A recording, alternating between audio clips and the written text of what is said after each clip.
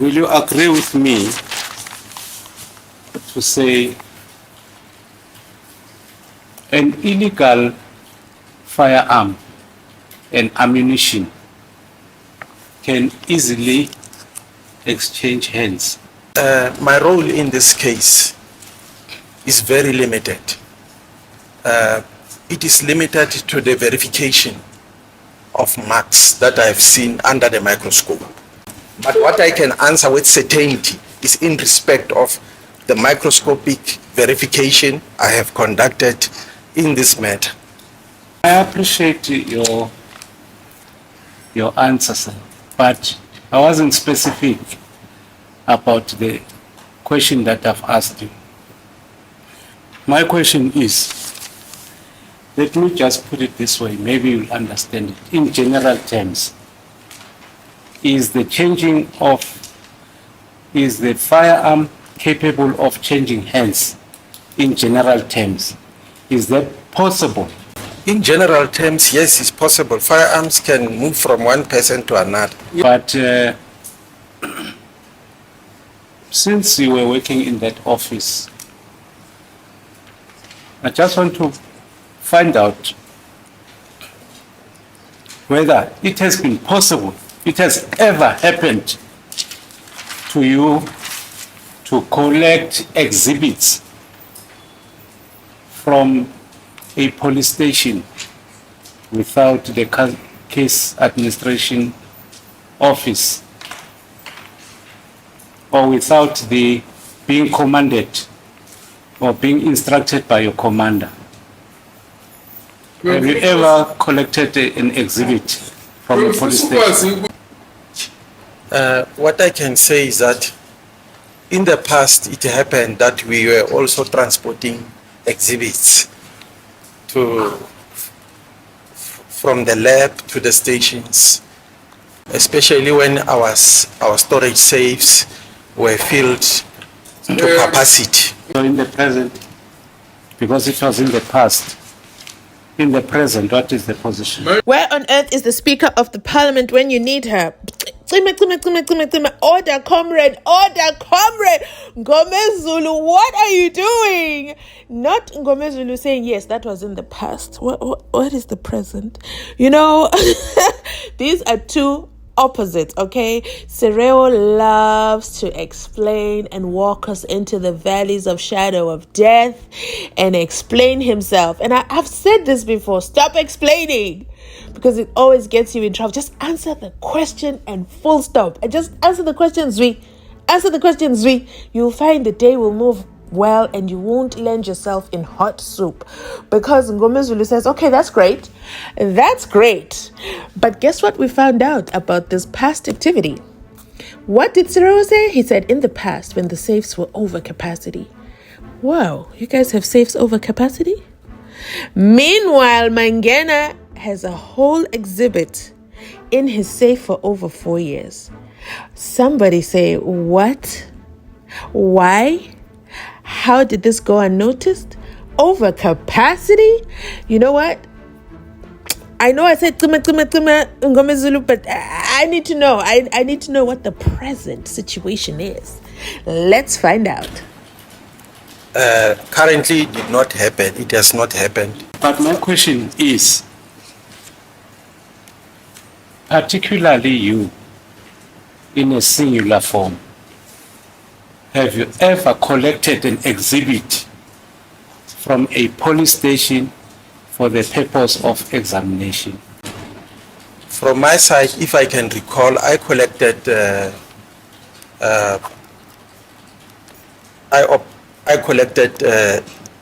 certain objects for the purpose of examining tool marks, like pieces from doors,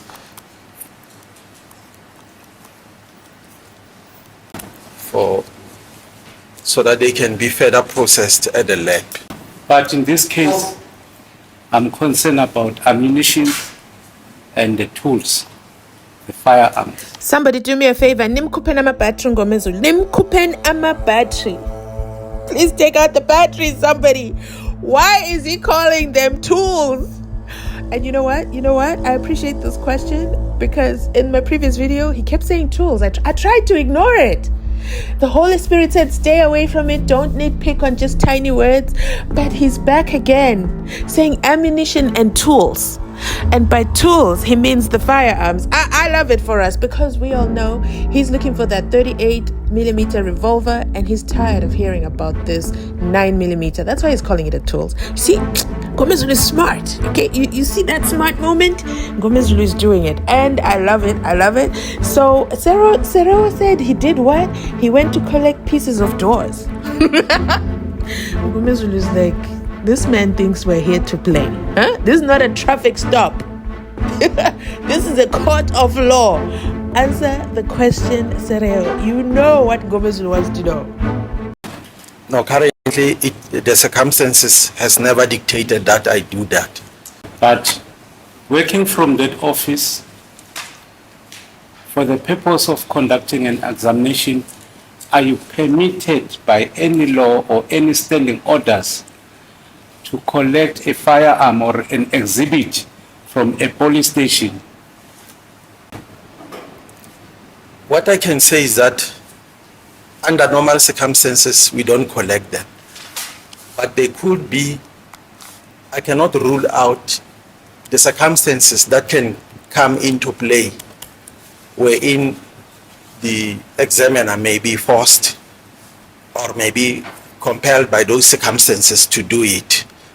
Can you give me of one circumstance that may compel a member to?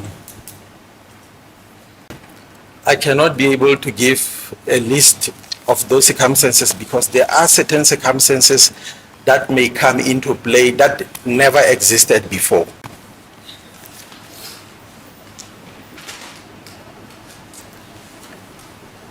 There's evidence before this court by Lieutenant Colonel Mangena that he may instruct or request the investigating officer to collect a particular exhibit from the owner of a particular exhibit of firearm or from a particular company or business. But in the case where he collected a firearm at Cleveland, there was no need to inform or to request the investigating officer. Can I just ask you to break it into All right. two questions? Thank you, sir. I'll do so. There is evidence before this honorable court, Lieutenant Colonel Mangena, to the effect that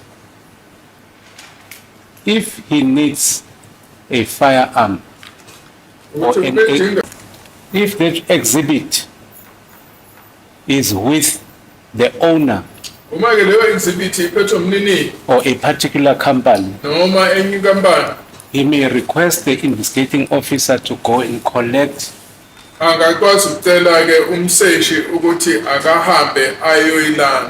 But in this case, he went to collect an exhibit at Cleveland without requesting the investigating officer to bring it to his office. Can such a circumstance compel the member to go and fetch a firearm or an exhibit without requesting the... I cannot answer this question simply because I do not have access to all the circumstances that happened during that time. A decision cannot be divorced or detached from the circumstances that existed at a particular time. So I do not know what happened during that time. I've already said that my involvement in this matter is only in respect of verification of findings. So in this case, as I've just demonstrated in court,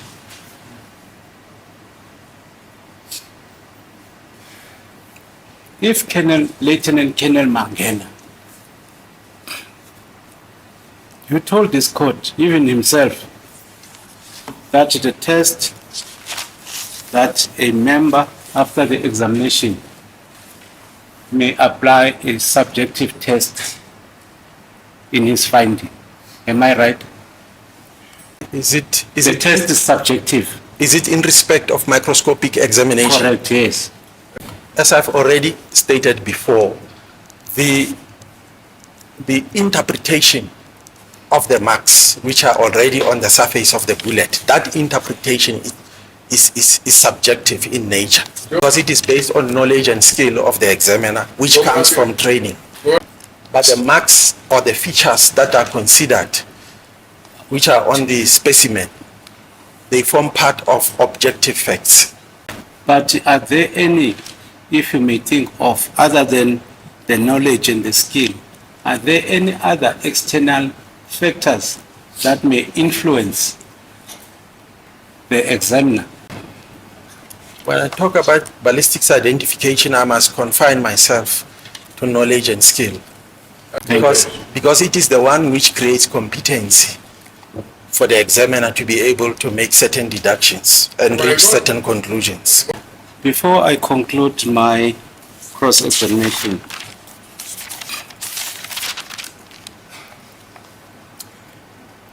the act or the circumstance that we have discussed, whereby the examiner went to collect an exhibit from a police station, can that not necessitate a finding adverse to the outcome, to the positive outcome of the matching? For the same reason that I've already given, I cannot answer this question because I do not know everything that happened for that particular decision to be taken. So you cannot even tell the court whether the exhibits that were collected, especially the bullets, were they all the full metal jackets mixed with the same complete metal jackets, or were only the complete metal jackets? Don't play with Mngomezulu, okay? Don't take Mngomezulu for granted, okay? Don't think he's not listening in court. I stand corrected myself. Yes, I am speaking to myself. Yes, did Mngomezulu just talk about full metal jacket and complete metal jacket? This whole time we thought he wasn't listening into the Shadow Valley's conversation, the ridges. And here comes Mngomezulu to like, okay, Sereo, you think you can ignore me? I'll catch you at this game. I am better at playing this game. You don't want to answer my question about why Mangena went to Cleveland when it was not part of his job description? No problem. Let's talk about Full Metal Jacket. Let's talk about what you like to talk about. Let's talk about that. That I'll be able to tell the court because it will not be speculation. It will be based on what I have personally seen. Yes, can you please tell the court? The ammunition that was collected by Lieutenant Colonel Mangena from Cleveland Police Station, were they full metal jackets or complete metal jackets? No, what I'm referring to when I say about... No, I understood that. This is the follow-up question. No, I want to clarify my answer. All right. So that it is placed in the correct context. When I refer to things that I have seen, I'm referring to the bullets that I compared under the microscope. I'm not making any reference to ammunition that was collected by my Mangena or any other person because I did not see that ammunition. And this court was told that if it's Colonel Rule Officer or the Warrant Officer Rule Officer, I'm not sure about their rank, but when he conducted the test, he was using a full metal jacket. I hear that. The question from an expert or an analyst like you, if he was conducting a test on a full metal jacket, we cannot use the complete metal jacket. Can you use the testing ammunition or bullets? Let me just be practical and say, if Rudolfse conducted tests on a full metal jacket, can he further take complete metal jackets to do further tests? That will depend on the scope of what he's doing. If he's doing a comparison with another exhibit on record, and the exhibit is of a different material, he will have to fire more tests with the material that is as close as possible to the material on the exhibit. Even our procedure is very clear that you must use the material which is as close as possible to the exhibit. That is why we have a minimum threshold. The minimum is two test fires. We don't have the maximum. In your case, you reviewed or you verified the work done by Lieutenant Colonel Mangena on bullet number 8 and bullet number 4, correct? The comparison that I did was between the exhibit bullet, which is marked with the lab number, and additionally A2. That was compared with the tests marked 369 TB4 and 369 TB8. So with regards to 369 TB8, you said it was a full metal jacket. That is correct, my lord. And the 369 TB4 was this Cmj, the complete metal jacket. Before I know Cmj. That is correct, my lord. So the test bullets that was used by Colonel Mangena was TB5 and TB9. I hear that. Were they, which one was a full metal jacket between the two? Is it in respect of Mangena's tests? Yes. I do not know. I cannot say with certainty because those tests were fired by Mangena. So your verification was only limited to 2 sets of bullets. For verification purposes, I used TB4 and TB8. But the examination by Mangena was not only related to TB4 and TB8. There were further tests that were conducted by Mangena. That is correct. Your focus was mainly on 369 TB8 and TB4. What I can say is that when Mangena handed the tests and the exhibits to me, he gave me everything that is from TB1, I think, up to TB10, and I had the opportunity to look through all of them from 1 up to 10. My apologies. I think I might not be accurate with the total number of tests, my lord, but there were several tests which were no less than 8. But my question is, when I ask you about TB5 and TB9, you could not give me an answer whether were they full metal jackets when they were tested or not. It is because I did not record what each and every test, the type of each and every test, because it is not required. But what I can say is that TB4 is Cmj and TB8 is Fmj. So you did not have your diary to record whatever that you were verifying? There's a minimum amount of information that is prescribed to be populated in the worksheets that we use. But So so proceed.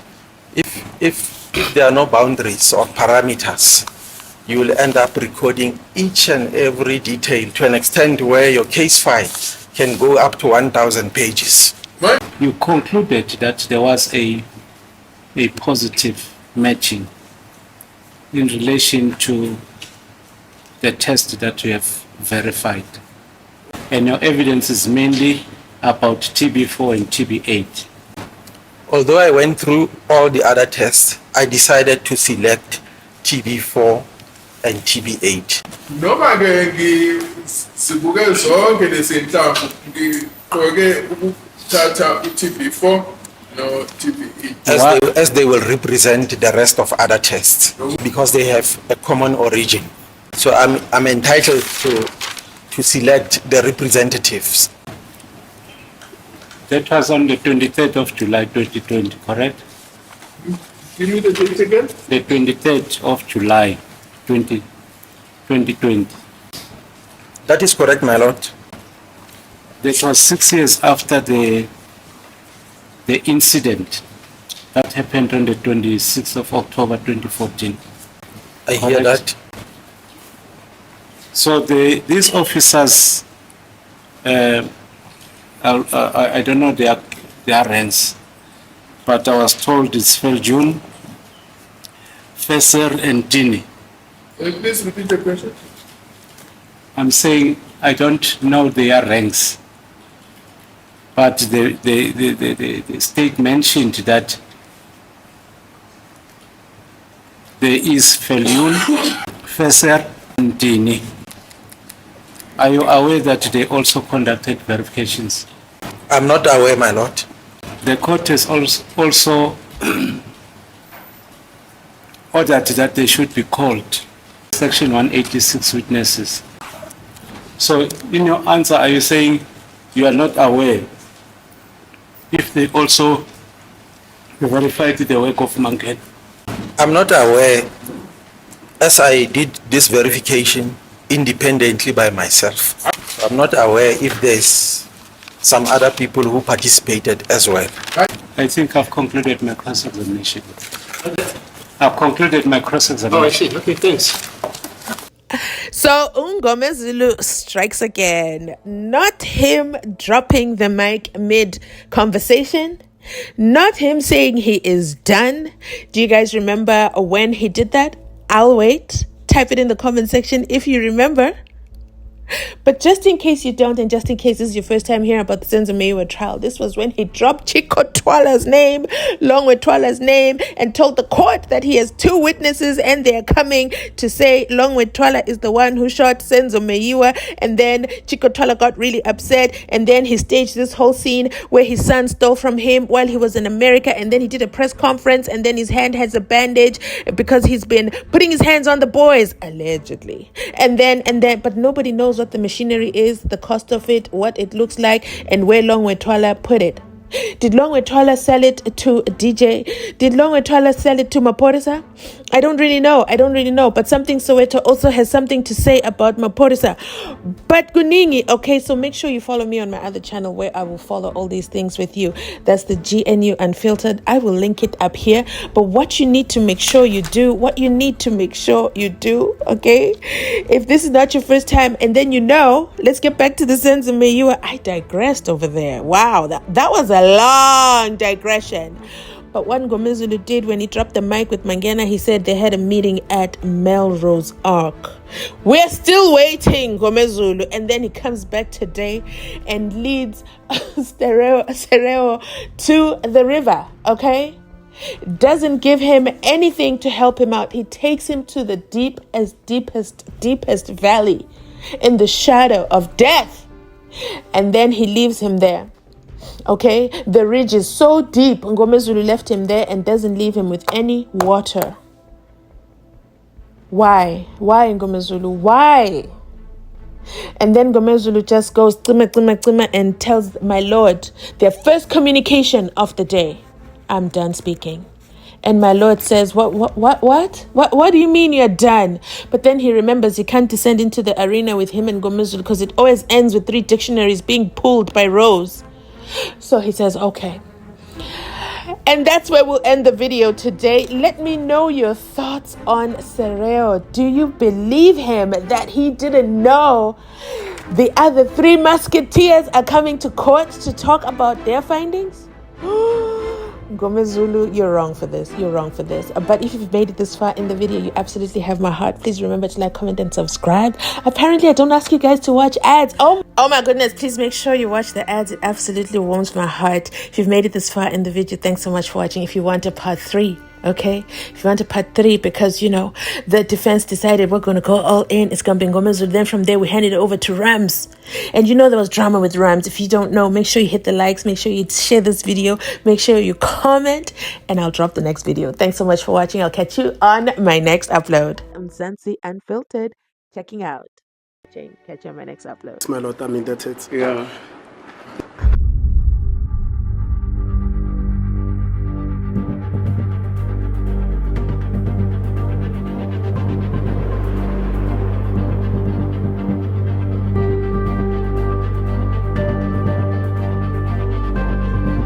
As the court pleases, my Lord, I mean, that's it. Yeah. If the grooves don't fit, acquit the 5 accused. Mnisi has done a fantastic job proving there was no match.